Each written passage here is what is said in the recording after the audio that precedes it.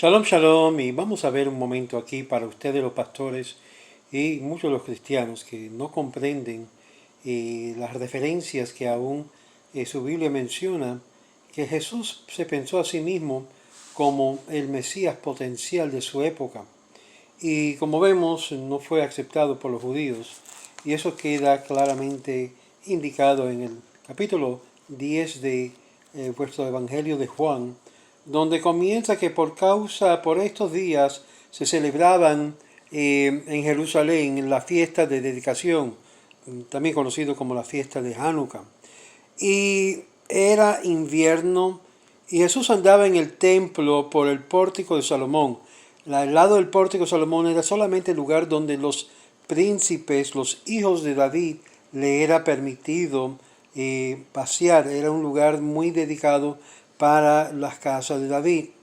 Y entonces le rodearon los judíos y le preguntaron: ¿hasta cuándo vas a tenernos en suspenso? Si tú eres el Cristo, dínoslo con franqueza, dinos ya claramente, transparentemente. ¿Qué es lo que responde Jesús? Los judíos esperaban una monarquía que habría de restaurar lo que es la casa de David, que en este momento, en el tiempo del primer siglo, había sido usurpado por los saduceos y no querían entregárselo a la casa de David. Jesús era supuestamente uno de esos candidatos. Y vemos y leemos: ¿hasta cuándo vas a tenernos en suspenso? Si eres, dínoslo ya. Ya se lo he dicho, dice el verso 25 del capítulo 10. Se lo he dicho a ustedes y no lo creen. Las obras que hago en nombre de mi Padre son los que me acreditan, pero ustedes no me creen porque no son de mis rebaños. Quiero que pautar ahí un momento. Primeramente, ¿qué obras? Claramente sabemos que el Mesías, el que habría de restaurar el trono de David, había de enseñar Torah, aplicar la Torah, y de verdad no era necesario hacer ningún milagro. Aún hasta el día de hoy sabemos en la tradición judía que el Mesías no tiene que hacer ningún milagro para acreditarse de serlo. Eso ocurrirá si así Dios lo permite, pero es el eterno Dios que comprobará al pueblo hebreo, el pueblo judío, el pueblo de Israel, quién es su Mesías. Y aquí Jesús tira una indicación que en sí él no reconoce a los judíos en ningún sentido, según Juan, porque dice que no son de mi rebaño. Y eso va contrario a lo que enseña las Escrituras, la Torá, porque el Mesías habría de ser el pastor de todos los rebaños de Israel, no solamente aquellos que lo siguen. Y amigos, este es el problema que en el mundo judío tenemos con el mundo y el reclamo cristiano desde el primer siglo. Y es en este punto: mis ovejas me oyen mi voz y yo lo conozco y ellas me siguen. Yo les doy vida eterna y nunca perecerán, ni nadie podrá arrebatarlo de mis manos. Mi Padre que me las ha dado es más grande que todos vosotros, y de la mano del Padre nadie lo puede arrebatar. El Padre y yo somos uno. ¿Qué es lo que estaba diciendo él aquí según Juan? Es que él era igual que a Dios el Padre. Y aquí los judíos se insultaron porque se hizo como Dios. Ahora, vamos a ver qué es lo que realmente él quiso significar con esas palabras que yo y el Padre somos uno. No indica nada de lo que hoy en día el mundo cristiano indica. Si no lo vas a ver, cita un pasaje de los Salmos que habla que yo he dicho, vosotros sois dioses. Y ahí la palabra ahí es Elohim. Y es hablando de lo que es jueces. Vosotros los judíos son jueces, mas ustedes están ahora criticando que yo he dicho que yo soy un Elohim. Y esto es un punto de controversia, porque lo que entendieron los judíos era totalmente diferente que lo llegó a interpretar Jesús. Y para esto vamos a verlo más adelante.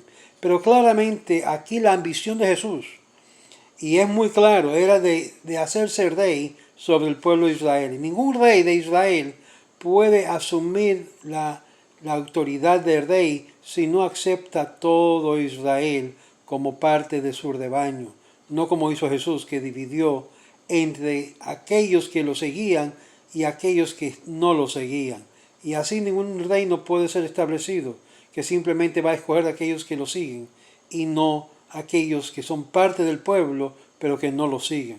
Amigos, esta es la magia, esta es la verdad del Mesías verdadero, que va a reunir a todo Israel y no hará excepción ni uno rebaño ni el otro, porque para el buen pastor, que él dijo que él era supuestamente, el buen pastor acepta y recibe todo su rebaño, no solamente parte. Y aquí está el problema, amigos. El problema es que cuando hay división por el mismo supuesto Mesías, vemos lo que resulta. Y fue un fracaso total